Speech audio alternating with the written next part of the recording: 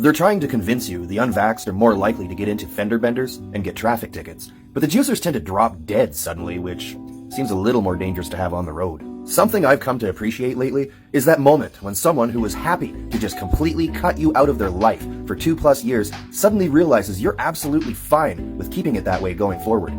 You won't be missed, because my life went on without you. Hey, anybody else remember that time Sean Penn tied Madonna to a chair and beat the shit out of her for a few days?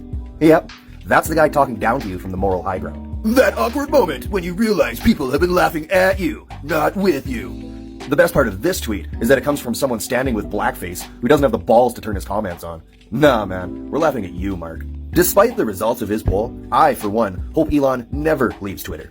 It has been far too entertaining to watch the left lose their minds over being subject to the same rules as anyone else. To the privileged, equality feels like oppression. I've never met the young Asian lady with 1,000 generic accounts who keeps trying to follow me, but if she's reading this, consider this confirmation. I'm just gonna keep blocking you. The last couple years has resulted in a lot of people growing apart and along their separate paths, so that contact has been lost. But it's still always so dismal to come upon someone you know online and realize they're one of the still sleeping. I block them now. Let them sleep. When someone uses the phrase better than sex, I just take it to mean they've never actually had good sex. In my EMR training, we were taught never to play along with someone having a mental health episode, because you can't ever predict where their delusions take you.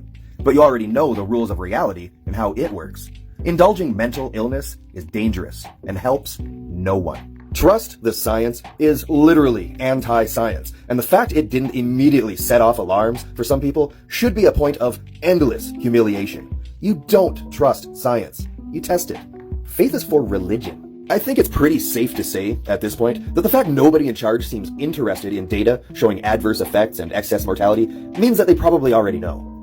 They've known this whole time. If even those chosen to enforce the word of law don't respect it, under what obligation is the common person? Every now and then, when I notice I'm off whatever bullshit ban Facebook has me on, I make sure to post exactly the kind of crap that puts me right back into timeout.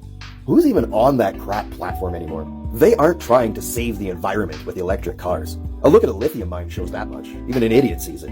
They just don't want you to have that freedom of mobility anymore. Only women can have babies. Block me if this reality makes you uncomfortable. Another friendly reminder that, under a government who views heating your home in the Canadian winter as a luxury, you would have frozen to death in your sleep last night. Ethyl oxide is a sterilizing chemical used on plastics and other materials that would be damaged by heat sterilization, such as disposable masks. It is also a Class II carcinogenic. Reverse transcriptase is an enzyme your own body produces, with the sole purpose of converting RNA into DNA. If, for some reason, foreign RNA were injected into your body, it's possible it may be transcribed onto your genetic code, forever changing you.